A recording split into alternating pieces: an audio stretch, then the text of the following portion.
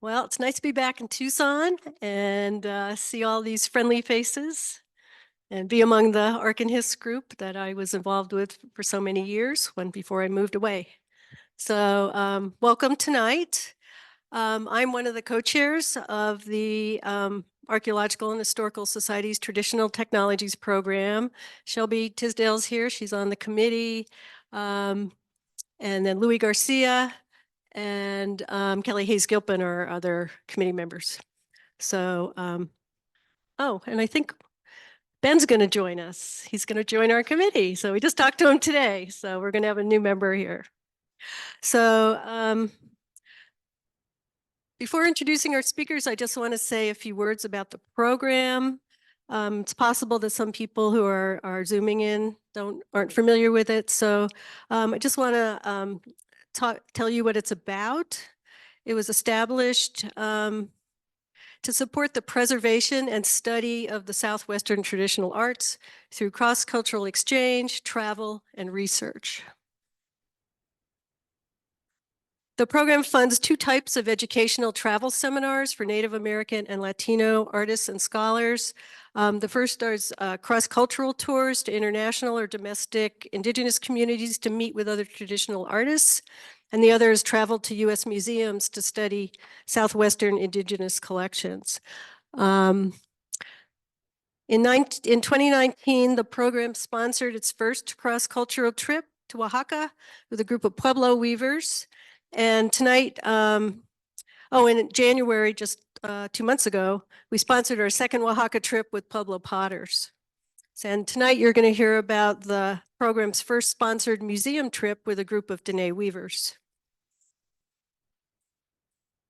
And if you want to know more about the program, you can go to the Arc and His website, click on special programs, and then the traditional technologies link.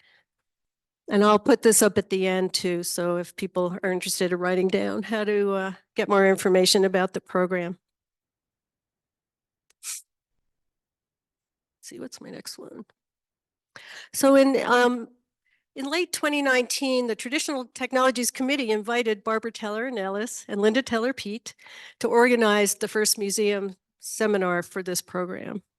Barbara and Lynda had recently published the first Navajo weaving book written entirely by Dene authors. It's called Spider Women's Children, Navajo Weavers Today. And they also work with a lot of emerging artists. In early 2020, they presented us with a proposal for a Navajo weaving seminar to Washington, D.C. to visit the National Museum of the American Indian, the National Museum of Natural History, and the Textile Museum. And in early March 2020, we contacted the museums to set up the visits, and then everyone knows what happened after that.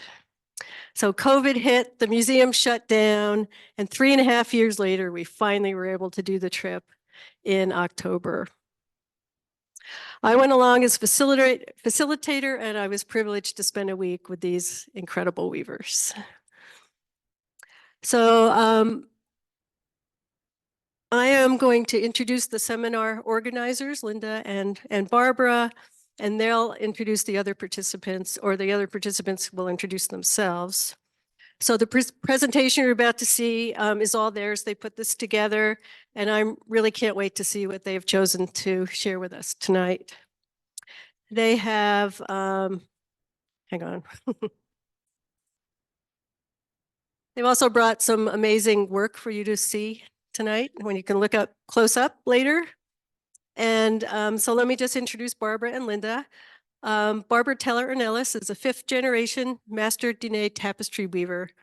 She's raised on the Two Great Hills trading post on the Navajo Nation, and her highly sought work can be found in many, many, many museums. She and her sister Lynda have authored 2 books on Navajo weaving, and Barbara is one of your own from Tucson. I don't know, how long have you lived here, Barbara? 33 years, so she's a Tucsonan. Lynda Teller Pete is an artist, weaver, teacher, educator, activist, and culture bearer. Originally from the Curley Hills, Newcomb area, she collaborates with Farber Arts Centers, museums, universities, and other venues to educate the public about Navajo history and weaving. And Lynda lives in Denver, so she gets the award for coming the longest distance for tonight. Okay, so I'm going to turn it over to you two and go for it. I don't know who wants to be first. Or both of you. Okay, so there's that. And here's the clicker. Okay. So. Yat Shea Barbara Teller Ornelas in Shea Deja Lynda Teller Pete Kabahinit Lon Toy Hetlini Bashil Chin Hatnaganit and Hinan Ashit and Hitche Beltata Sodanit Ash Sam Do Reteller in Himadon Hije Daist Oi Icy Egon Hinanish Dit As Sananitle. Good evening, everyone. My sister Barbara just introduced herself. We introduce ourselves by our clans, our mother's clan. We are born for the Edgewater people, and our father's clan. We are born for our grandfather's father's clan, which is two waters that flow together. Our maternal grandfather is Red Bottoms clan, and our paternal grandfather's clan is One Who Walks Around. And our main job as Dene weavers is weaving. We've learned how to weave since we were 6 years old, and we're still weaving to this day. Our whole extended family in the Newcomb area have all been weavers, and so that's all we've known, and that's who we are as Navajo women.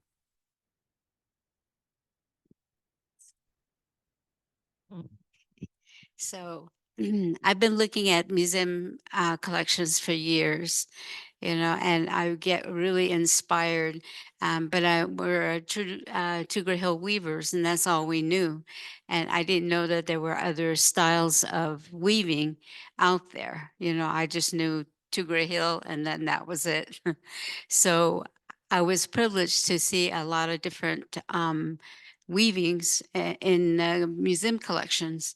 And so this is probably one of my favorites that I saw. And this is an NBI, right? Or Suitland.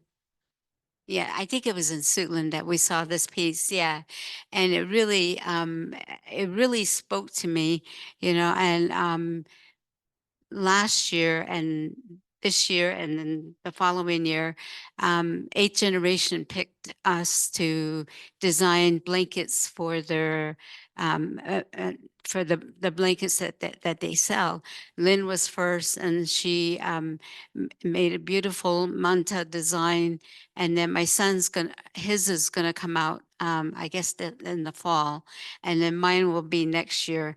But I really love this pattern, and I thought maybe my blanket would look something similar to this, and so this really inspired me. This is a piece I did for the Herd Museum, and I just finished it in the beginning of March, and I never really played with colors before until I was a artist in resident at the Herd Museum, and I saw the collection there and noticed that there were other colors of weavings, and so I would try to buy wool from other dyers, but they were real secretive about sharing the dyes, so all I could do was buy wool from them and then respin them to make them fine so I could work with them. But it wasn't until my sister got really interested in doing the dyes that I was able to have an ample supply of different colors to play with. And so I call this Sunrise in the Desert. And it's just one of my favorite pieces that I've done. A lot of the colors that you see in this piece that we dyed in Oaxaca, and where Lynn was learning how to do dyes and over dyes, and come up with different colors. So, um, yeah, that's a piece here on the table. Yeah. So the weaving on Is that the right or the left? The bigger one. That's typical of what my Cougar Hills look like. And there's a collector from Maine who collected some of my sister's work, and our sister Roseanne, the oldest one, and he wanted one the same size and with my spin on it, and so he could put them together as sisters, and so that's what I came up with. And all the colors that you see there are all natural from the sheep, and some I cross card, like I mix black and white together to get grays, and then brown and white to get the light browns. And then the brown is natural from the sheep. The only thing I dyed was the black, and it's and because I couldn't get a darker black, and I use aniline dye to get that color. And it's probably one of my favorite pieces, and it really represents me and who I am and what my work looks like. And then the other piece on the other side, I had a collector who really liked old Cougar Hill weavings, and he asked me to redo one for him. And of course, I put my own spin on it and changed a lot of pattern to it. And and so between that one and the one I saw in DC, I think those two is what is going to inspire me to do my blanket series. And I'm really looking forward um, to come up with that, and it's um, we're really honored that they asked us to do that, and we feel blessed. When I was growing up, my grandmother always told me that I was blessed by the weaving gods, and that I would be this great weaver, and she saw a vision of me getting on airplanes and traveling the world and telling people about our work. And, she was, she was telling me that my life was already planned, and at the time I was really young, 5, 6 years old, and I thought she was crazy. And and I fought against it. In high school, people would ask me, you come from a real famous weaving family, how come you're not a weaver? And I would say, I don't want to have anything to do with it, even though I was a weaver at home. And it wasn't until I moved to Phoenix that it really took a hold of me. And then when I started weaving, and I started a career in doing this, I realized what my grandmother had said. And and I remember the first time getting on an airplane going to London, England, to do a residency at the British Museum. And, my grandmother's words came back to me. Someday I see you getting on the airplane, going to tell people about our work. And it brought back a lot of memories for me, and I feel like, and she was right, I feel like um, she and, the weaving gods had planned my future. And because of them, I'm here. So I always say, when you see my weavings, you see me, and then when you see me, you see my weavings. So we're one and the same. Thank you.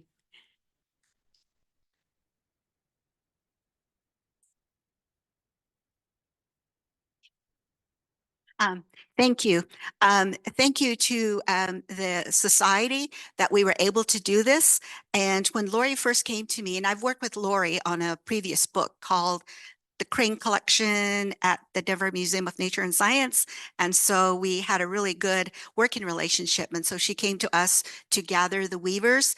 And Barbara and I sat down and we went through a list of weavers, and we chose each weaver because of the kind of work that they do. And as each weaver comes up, I'll tell you why we chose them. And but for me, I've grew up doing Cougar Hill weavings, and the the unfinished project that's on the table is my work, and it has a little bit of color in it. So it's not a traditional 2-gray, but it represents a time period of 1941 to about 1959. And it was named after the trader who leased the 2-Gray Hill store. And after he passed away, his widow brought her son-in-law to come in and run the store. And his directive was go back to the original colors. And because we are reclaiming our place in our own history, I refuse to call my piece that person's name. So I renamed it the Squash Blossom 2-Gray Hills, because with the turquoise color, it looks like they're all wearing turquoise necklaces, just like we do. And so I'm hoping it catches on. So you guys spread the word. They're squash blossom tapestries. And so we were pigeonholed. We grew up seasonally at the 2-Gray Hills Trading Post. So Barbara and I were very pigeonholed into doing 2-Gray Hill tapestries. And when I use the word tapestry, it means in our Navajo weaving world, it refers to the weight of the wool and not a weaving frame, and it doesn't refer to tapestry techniques. So when we use the word tapestry, it means a high weft count. We do a lot, Barbara does a lot of hand spinning for us. And so we can get up to about 100, and my particular piece is about 114 weft count. Her weaving that's on the table is about 118, and it used to be 122 until we dyed some of it, and the dye kind of puffed up one of the colors. So it went low to 118. But I've been doing a lot of scholarly work now, and thank you, Dr. Ann Hedlund. You have inspired me, and we have been doing a lot of work with museums, and I was able to start looking at women's mantas, and that was my inspiration on the trip. My whole thing about women's mantas is women's wear is always undervalued. Nobody likes to say, I collect women's mantas, or I love to look at women's dresses. Everybody thinks the epitome of their rug collection is the iconic chief blanket. And I always say, you're missing the beauty. You're missing the beauty of a beautiful woven mantas. So I started making mantas in collectible sizes. And I always try to put in a Spider Woman cross in them. And the one where I'm standing holding it, that's the manta that was picked by the 8th generation. So that's actually a wool blanket now. 8th generation is our answer to Pendleton. And that is available for purchase. And then next year, or this fall, will be Michael's blanket and then Barbara's blanket next year. But we were able to work on redesigning it because at the mill, you can only do 2 colors per line. And so we worked on it, and it's great to work with companies now that want your opinion, that we truly are collaborators. And so it's a whole new world for us, working with companies and working with other weavers, and making sure that their type of work and our work are appreciated. And so when I went on this trip, a lot of my focus was also on women's dress panels. And the way they treat these panels, a lot of people who sold things to museums would take the dresses apart and sell them as individual panels to different museums. Now, there have been some situations where both panels have appeared at the same museum. But because of curator or museum policies, they weren't ever reunited, and they kept them separate, which I think is a really dishonor to the weavers who wove them. And so my whole thing is to identify the other panels and see where they are. And last fall, we traveled to Chicago, and Barbara and I are working on a new exhibition called Loss and Absence with the Chicago Art Institute. And one of the things that they let us do is gave us a courtesy day to the Field Museum. And we had an accidental pairing. It was just by fluke. And so I was so impressed with the young curator that we were working with. We were just having a conniption at being able to pair them up. And she said, do these panels belong together? Should they be put together? And we both said, yes. So, that's one of the things that we are so grateful for in traveling to these different museums and storage places, because we know that these textiles are taken care of. We know that they respect and honor them as much as we do. And so that's something that we were really grateful to see. And we had given a list of textiles that we wanted to pull. They let us pull anything we wanted, and they let us look at other items as well. And I don't think in the last generation of curators that would have happened. And, we were so grateful that they just let us run amok and with gloved hands. Okay, so these are some of the women's mantas, child's blanket that I pulled. And I like the stripes. And I'm thinking that in that time period, without measurement tools, they did great in some of their striping. I'm looking at some of the Ravel Bayetta. I'm looking at some of the cochineal dyes, and we were really grateful to Dr. Lori Webster for being on the trip with us, because she taught us a lot about the dyes and the historical yarns that were being used. And so I know that the group that we were with, we learned a lot from her. And TahNibaa Naataanii, she is a clan niece of ours. And unfortunately, she's not able to be here with us today because she had some livestock issues, and then she unfortunately twisted her ankle. So, but she came on the trip with us. We've known TahNibaa for a really long time. She's from the Table Mesa area, which is not too far from where we live. And her mother, Sarah, is a well-renowned weaver as well. And TahNibaa served in the Navy, and she grew up with animals. She has her own flock. And one of the things that she was looking at were the tufted rugs. And she was really inspired by the tufted rugs. And also the middle rug is a piece that belonged to one of her ancestors. That's a relative of hers, Ganado Mucho. And so she was thrilled to see that that was part of the collection that she pulled.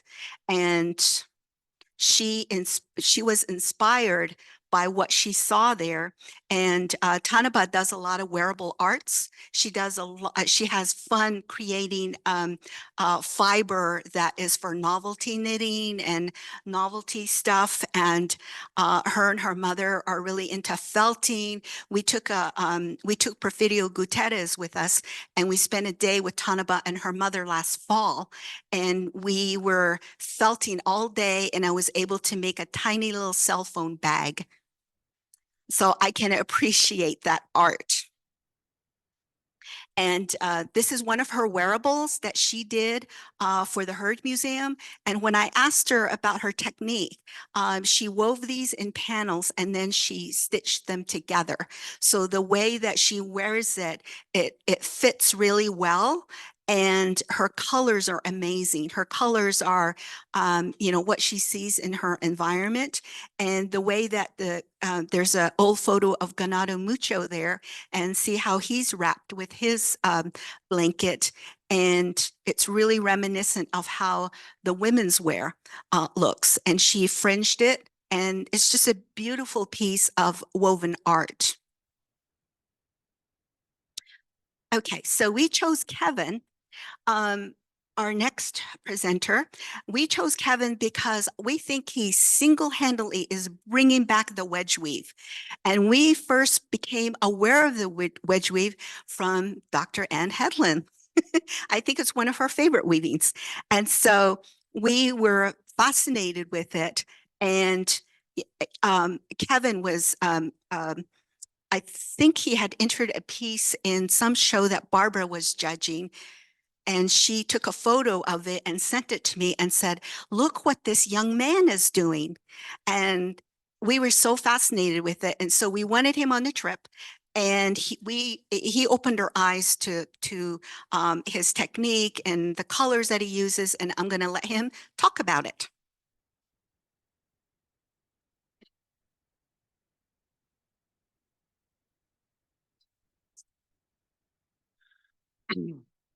Ja, she Kevin Aspaas sinisha ki anin isle twitch eatni buses chain as a flana dash che ado ashlishtin dash nulla not ani nes dent nasha. Hello, my name's Kevin Aspaas. I'm of the Tower and House clan, born for the Bitterwater people. My maternal grandfathers are of the Many Goats clan, and my paternal grandfathers are of the Mud People clan. And I am from Shiprock, New Mexico, right, nestled in the Four Corners area. And like what Lynda said, I'm a wedge weaver, as she put on the slide right here. I learned wedge weave back in 2014 from my mentor, Roy Cady, who's a master weaver out of East Aspaas, Goat Springs, Arizona. And as soon as I learned the technique, I knew it was something special, and it was something that was rare, and it was something that I thought people should, I don't know how to explain it right now, that people should be aware of the technique itself. And because of the way it's woven, is in like it's a innovation in itself. The way it's woven at a diagonal angle, and it produces scalloped edges. Scalloped edges meaning the sides aren't completely straight. They produce a little bubble on the side. And yeah, so a little bit about the wedge weave. The wedge weave was roughly woven around 1850, 1870. But because of the way it's woven, because of the way it lays, because of, it doesn't fit it doesn't check all the boxes of a traditional Navajo weaving. A lot of trading post owners, threw it, put it to the wayside, and a lot of weavers discontinued the practice of wedge weave. And so with that saying, I'm a sucker for the underdog. I want to see the things that are forgotten. I want them, they have the potential to be brought back to life. And a lot of the work that I do now is strictly with wedge weave. There's so much to do with it. There's a lot of potential in it. And the middle photo, the blue wedge weave that I did with the tufted border at the bottom, I combined two techniques, the wedge weave, and I also combined a twill technique. So it's a saddle blanket in of itself. And that was a difficult textile to do, and to match up all the diamonds in each row. And it was, yeah, it was a struggle to weave. But I also want to say thank you to the society for allowing Lynda and Barbara to bring me on to this project. They came up to me back in 2019 at Santa Fe Indian Market, and I was super excited. COVID hit, then year after year kept getting postponed, and now we're here today.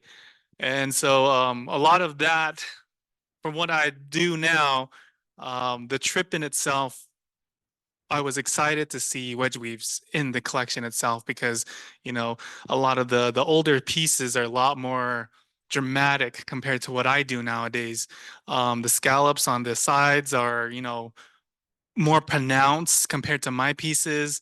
The warps, the vertical strings, they're skewed at an angle, and they're just incredible pieces to look at. They're incredible piece of history. And um, I really believe that a collection isn't complete without a wedge weave, because it's an important part of our history, textile history. And and it's really truly unique to Navajo textiles, as as it's not produced in a lot of cultures. Weaving at an angle, weaving the weft in an angle, creating a pulled warp effect. And so a lot of the pieces that I was excited to look at were the wedge weaves in itself. And like Lynda said, we were able to pull drawers and look at pieces that weren't only on our catalog list, which was, really exciting to go through the collection and not only see textiles itself, but also see other, moccasins, warrior hats that are in the collection throughout the Natural History Museum, the NMAI, and down in the Textile Museum. And so, yeah, that's what I have to present. It was an incredible trip.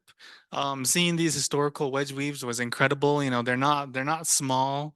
They're huge. They're giant pieces, and I truly believe that wedge weave is meant to be out there, meant to be seen and by the public, and you know, myself trying to bring it back, and along with the other weavers who are um, experimenting with the technique itself is it's truly incredible to see people, other weavers, you know, go out of their boundaries, come out of their boxes and attempt the technique itself. So thank you for having me, and thank you Lynda and Barbara for joining or inviting me onto the trip, and I learned a lot. Thank you.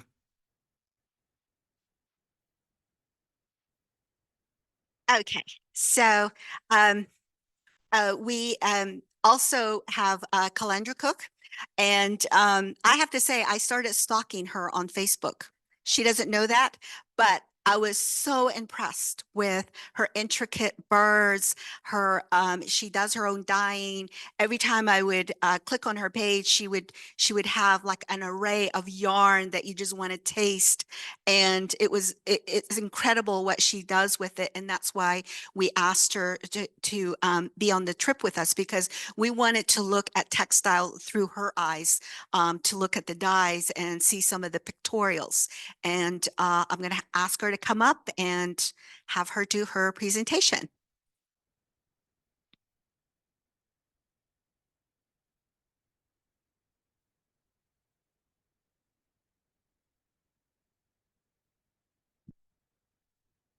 Oh, thank you. Yate Shea Calandra Cook in Asia. My name is Calandra Cook. I'm from Ganado, Arizona. I'm gonna say my clans. Um, I lost my train of thought already. My first clan is Mini Goats. Oh, Mini Goats. It's ironic that I'm part of that that clan because, you know, a lot of my life now evolves with weaving, and I'm born for the Twidditch Eatney clan, and Hawanagahni and Kiani are my clans. So thank you for having me here today, and I want to be able to share with you my experience that I've had in DC. And what you see on the screen, am I holding it too? Okay. What you see on the screen has been my most recent pieces and really the beginning of my artistry. I've been weaving since 2015, I would say. I don't consider myself a generational weaver, although I do come from a background of weavers, generational weavers. My mother refuses to weave, and I hear her stories today that she was probably one of the laborers to my grandmother, who was a weaver. She was a Ganado regional style, and I'm from that area, from Sunrise, Arizona. And my grandmother was a weaver and a trader with Sunrise Trading Post, along with her sisters. So I do have, you know, a long history of weavers in my family. And growing up, my upbringing was evolve around attending to the sheep and making sure they were being taken care of, and they were taken to the washer or to the water and out to the pasture. And that was me being involved with, you know, attending to the herd while grandma was, you know, spinning her wool. And I took part of shearing sheep with the family, and just being together as a family really brought all of us together, you know, to be able to shear sheep. And it was a family effort just to get my grandmother going with her wool and her dyes and her weaving. So that was my upbringing. I was not taught by my grandmother, even though that I sat there many hours at night watching her weave, and she had this very old antique steel loom that was created and designed by an engineer back in 1930s, early 1930s. And fortunately, I've had that loom passed down to me, in which I currently weave with today. And I find that truly such a blessing that I'm able to carry on that history. Um, Also, I decided that I wanted to weave, I went to college. I was one of the only person in my family that went off to college, and I went to school for architecture. So I have a lot of, design in me, and I've worked in the private sector for a very long time. And in 2014, I moved down to Phoenix. And I remember one of my coworkers had asked me, Calandra, you're working for the government now as an architect. What are you going to do with your artistry, And I told him, like, I really want to learn how to weave. So he handed me a number right away, call this person. So I did. And believe it or not, I was actually taught by an Anglo instructor who was taught by the Navajo people while she was a teacher on the Navajo res. So it's just ironic that that information was filtered down to me. And to this day, my family thinks that it was also a gift that was handed to me. And so since then, I just ran with it and started weaving. And immediately, I caught the attention of many people immediately, such as, Lynda here. I started weaving immediately and just started creating. I just felt like this was something that I was meant to do and I meant to create. And from that, I just thrived and I kept thriving.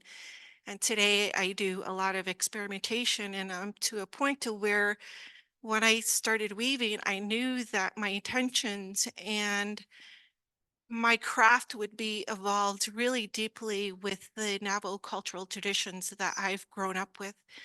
And my family have really influenced me to create these cultural traditions and rituals that take place every year that my family takes place. And they dance in this Yebiche ceremony, and that's danced every fall. And my father was a dancer, his father was a dancer, and to this day, my brothers are dancing. And just watching them every winter, being involved in these ceremonies was really intriguing. And I just was so amazed by what they did. And I wanted to translate that into my weaving. And that's when I started weaving my bluebirds. And this is really about the ceremony reaching harmony and balance and healing. And in this ceremony, there's a song that's called the Bluebird. And I don't know how many times my family have sang that song. And it's just so beautiful and so ritual and so healing. And that's what a lot of my pieces have been about, are the birds. And I also started incorporating a lot of dyes that I have discovered with the help of my working colleagues and my friends and my special friend Gerard, who is here today. We first started dyeing wool together. And to this day, we're still exploring colors and still sharing knowledge and techniques. And I'm very happy with what my work has evolved into. And I started incorporating hummingbirds. So for me, it's been a long journey.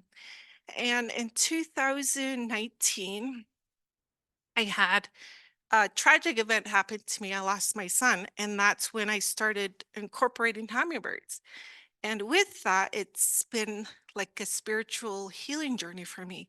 And I'm very fortunate and very blessed to be here to be a part of this study that I took place. And as I was weaving and crafting and, being introduced to so many people and winning ribbons, which was a huge accomplishment to me, I realized that, weaving is a purpose for me. It's a healing path for me. And I appreciate that I'm still here today to be able to weave. And it's a gift. I'm here to honor my ancestors and my grandmothers and all the weavers that were before me. And it's a huge blessing to be able to still carry on this tradition. And these images that I present today were certain pieces that I saw. There were so many amazing pieces and countless pieces that really hold true to the culture, the cultural traditions, and the traditional techniques that is still used to this day. Everything is just still the same and it's still true. And I just found that so amazing that we have all this historical knowledge, historical techniques that we can still carry on, that was moved forward, and now it's a shared knowledge. And so many students and children are still learning this technique, and it's a beautiful, living, thriving culture that still exists. And I think that with the master weavers and with this new generation of weavers, if we continue this craft, it's going to continue to evolve and flourish. And I'm very thankful to be part of this journey and this era of new contemporary weaving, which I consider myself. And I saw a lot of earlier pieces that I've never seen before. As a new weaver in today's century, I've never been so close to any chief's blankets because they're woven so finely. And I could only imagine the time and effort that it took for these weavers to create something so beautiful. And it was just amazing. And I just felt, the spirit within these pieces, and it was just so captivating. And the feeling of these textiles are just so beautiful, and the colors of it, just the sight of it, it was just very inspiring. It made me think of all the times, the challenging times that these artists were dealing with, because times are so different from the historical past that we have today. The accessibility of yarns and dyes and material, and it was just mind blowing to see all these historic um, tools that were stored in these storage units that were handmade, hand carved. And today we have really, really good quality people who can create tools that are from machinery. So times are really different, and the dye processes were also different. The availability of dyes were completely different than what we have today. I'm so fortunate that the accessibility of dyes that I can use can be commercially bought, and still yet, it's still very historical practice to go out into the land to gather plants to dye. And that's how I gather my dyes to create for my pieces. And I was able to see the earliest pieces of contemporary textiles, and even those alone have really evolved into these beautiful articulate designs that you see today. And I just think that was just amazing how designs have just evolved from basic shapes to steps to diagonals to beautiful wedge weaves that we see today. And I was really inspired by the past wedge weaves as well. And what you see on the screen is really what influenced me to create this piece. What you see on this table, it's called Celebrating My Grandmother's Wool. And this was really honoring my ancestors and my grandmother. And this wool all came from her land and her wool that was handed down to me. And it was a beautiful, fun project. It's all natural white. All lanolin is still existent in this wool. It's not commercially washed. And so that was my experience, and I hope you learned from something from me today. So thank you for having me up here, Linda and Barbara, for allowing me to take part of this trip, and Lori, you as well, for all the content that what I learned. Thank you.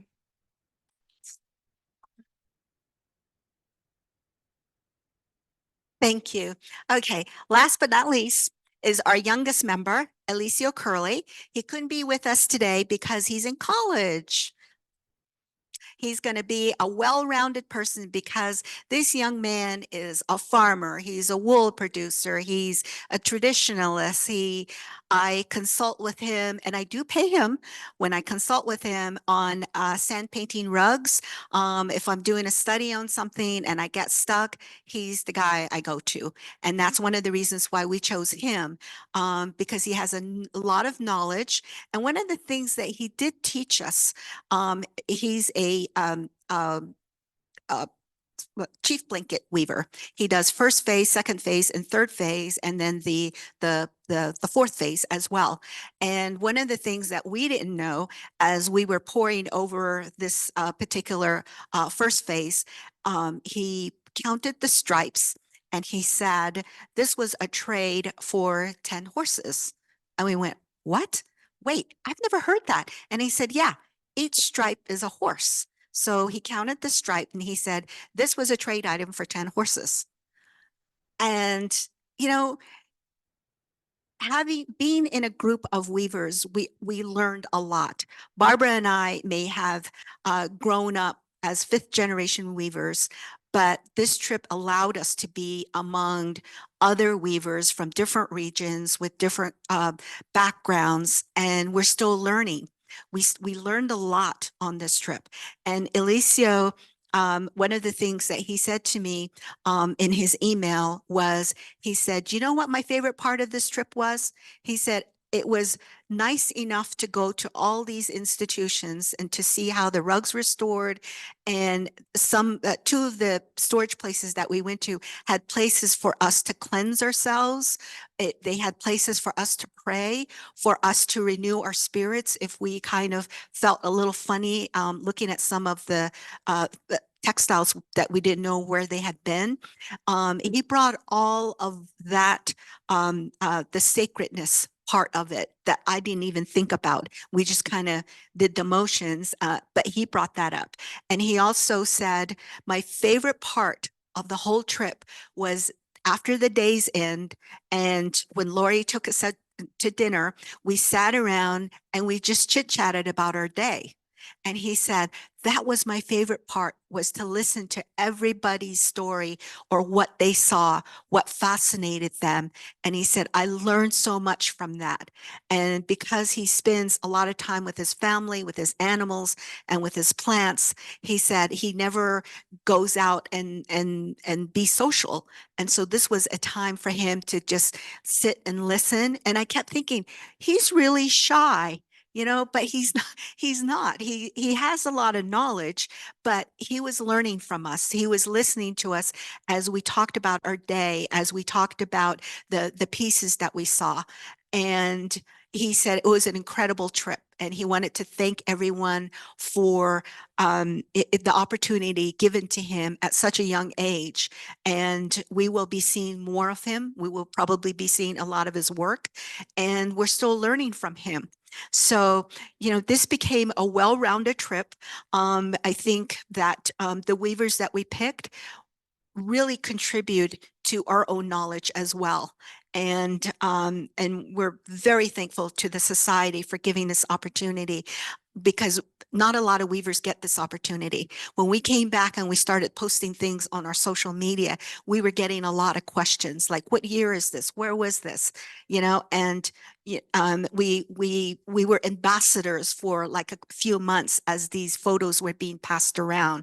So I think that the society is doing a great thing by employing these programs, the trips and the museum studies, because we need to keep our ancestors' work viable and accessible for all weavers.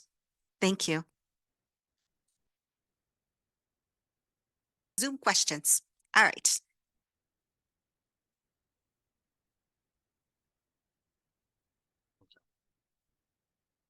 Okay, so question, what exactly is bayeta? 2, was there a purpose for a wedge weave in Navajo life other than decor? Good question.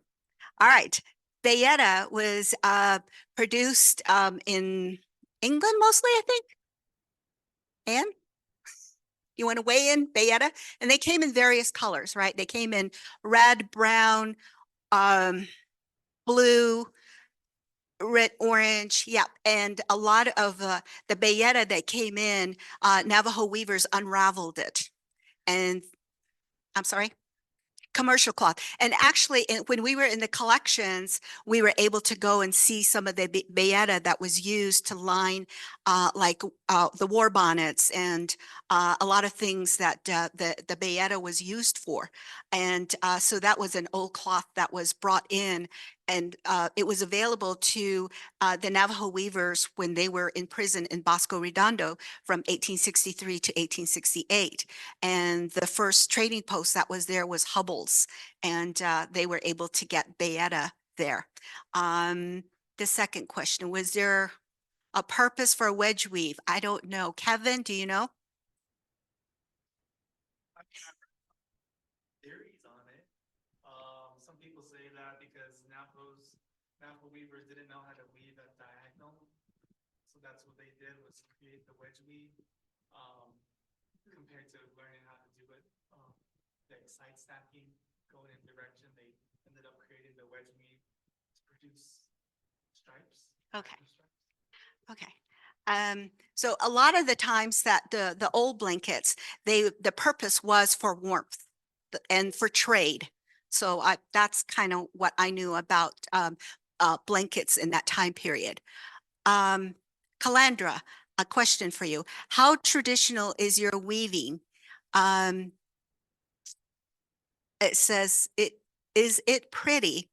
Obviously, but it's Navajo, question mark?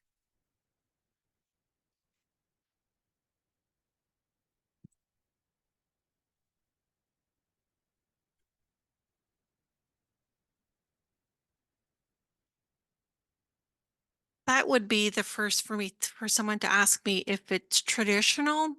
The technique is very traditional. It's still it's considered, a lot of my bird weavings is the pictorial weaving, which also exists in a lot of Navajo weaving. And I still create, horizontal interlock weaving in my pictorials. So the technique is still very Navajo, and pictorial is, a contemporary style of weaving. So yes, I do think it is a Navajo style.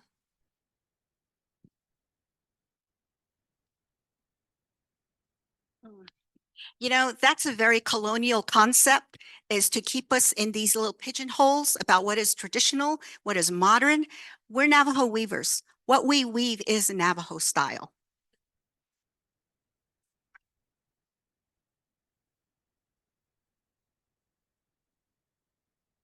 My question or comment in this, it is so important to keep the language and the tradition alive. New innovations are fine, but do they keep the tradition alive? Yes. That's the same. Yeah, well, thank you. Thank you, Carl. All right. Heather, such great perspective, so much humility from such great artists.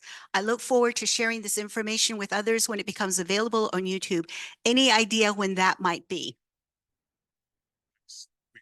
Next week or two. Okay, we're on to Amy. How do you get more information to be involved in this weaving? In this weaving or in this program? If you want to learn about the program, please go to the website of the Arizona Archaeological Historical Society. If you want to learn about weaving, my sister and I do classes. I believe the Phoenix Indian Center does classes.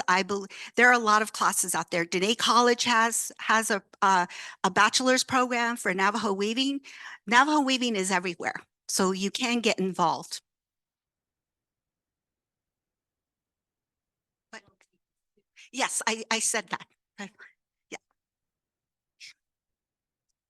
Okay. What does Calandra feel comfortable sharing about what she is dying with and how?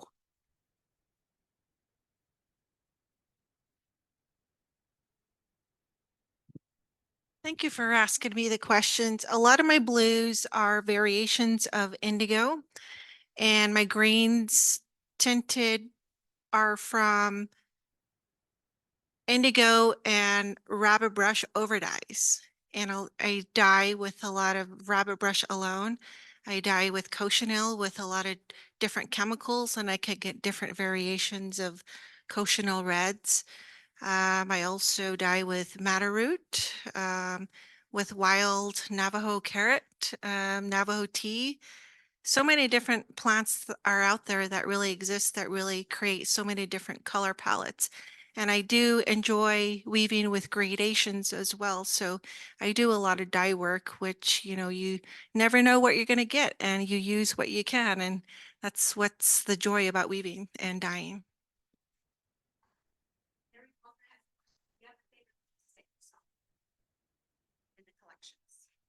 Yes, the ones that I had presented, the one with the contemporary, it had, innovation of the designs from our new contemporary artists and all the dye work that was placed into those rugs. I thought that was really beautiful, and that's what really inspired me and how I create my work to this day. Favorite piece? Probably the daisy toggle tree at the textile museum. That was my favorite. Favorite piece? All of the wedge weaves. For favorite pieces for me were women's mantas. Okay, that's it.